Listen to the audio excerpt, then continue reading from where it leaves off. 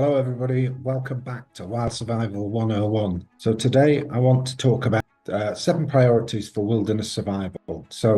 After our last frequently asked questions video, some of you asked about the priorities of wilderness survival. So I thought that because this topic is so crucial, I should basically just devote an entire video to break down what I see as the 7 priorities. And those are, those 7 priorities, well worth learning, practicing, because they could save your life in the wilderness. So before we dive in, if you haven't watched our previous FAQ videos, check them out if you want first. There'll be a link in the description below, and those will cover the fundamentals that will even help you understand today's topic even better. So let's get right into it. So the 7 priorities, they're not just a random list, they are actually arranged in an order of immediate importance.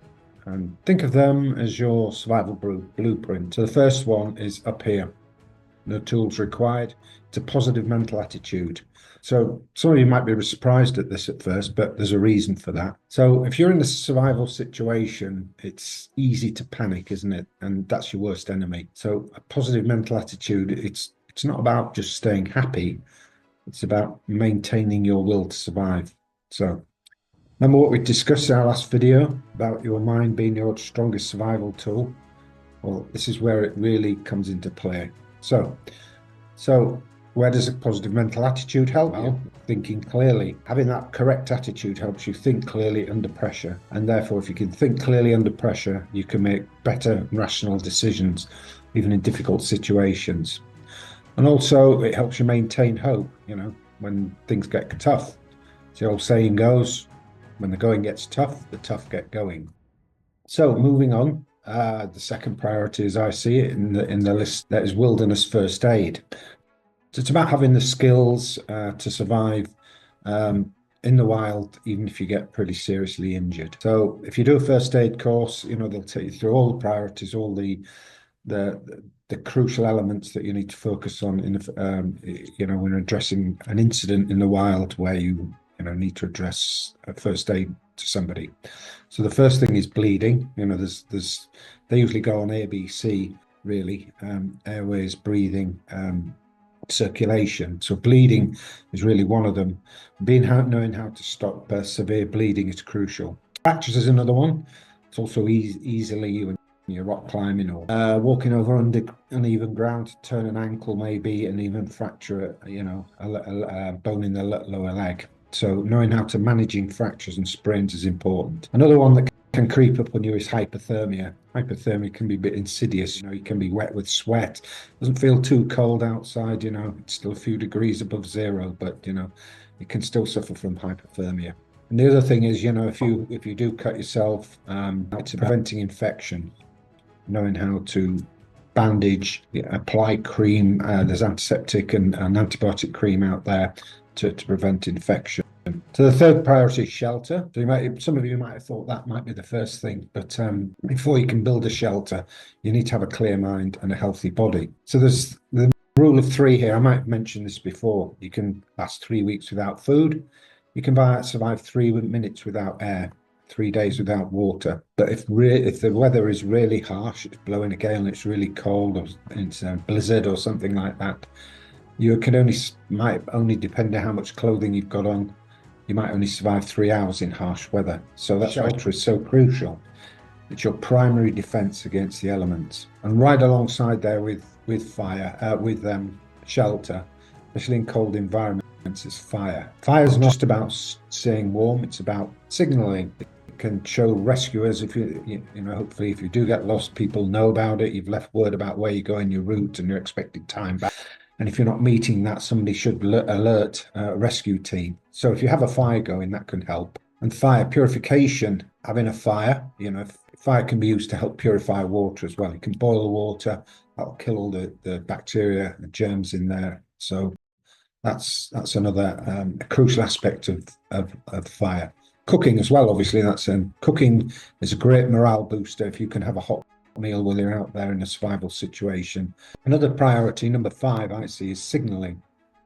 And that's really where you focus on getting rescued. The best survival situation is the one that ends quickly, and professional help comes in and helps you as well. So the common signaling methods are, 3 of anything. If you put fires, whistles, and flashes together, ground to air signals. I always think, or I like to carry an old CD that's got a hole in the middle.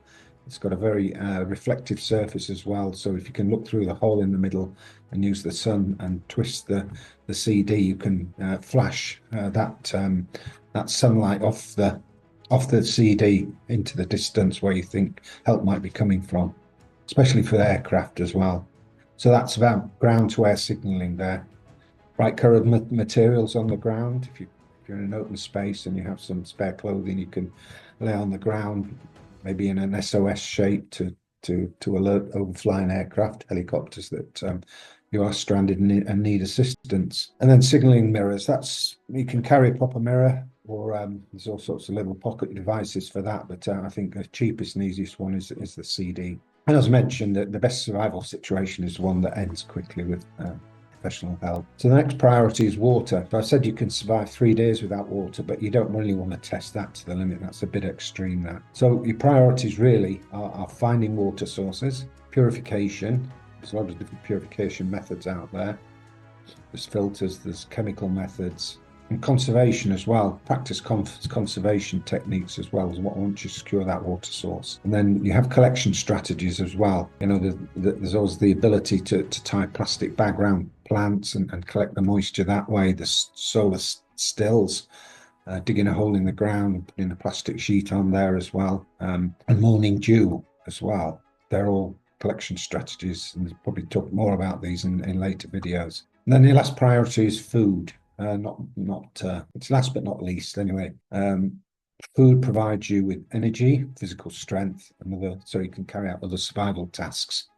And food is not only food for the body, but it's food for the brain as well. So it helps with mental clarity. And food is also very important for temperature regulation.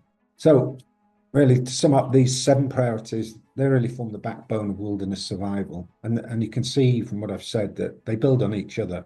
And that's not by accident, that they are a time-tested system that works. So later on in other videos, we'll take a deeper look at positive mental attitude and probably some stories of how it's saved countless lives in the wilderness. And trust me, the stories I'll share with you will change how we think about survival. So if you watch my next video, I'll ask some more frequently asked questions. What are the 5 most important survival skills?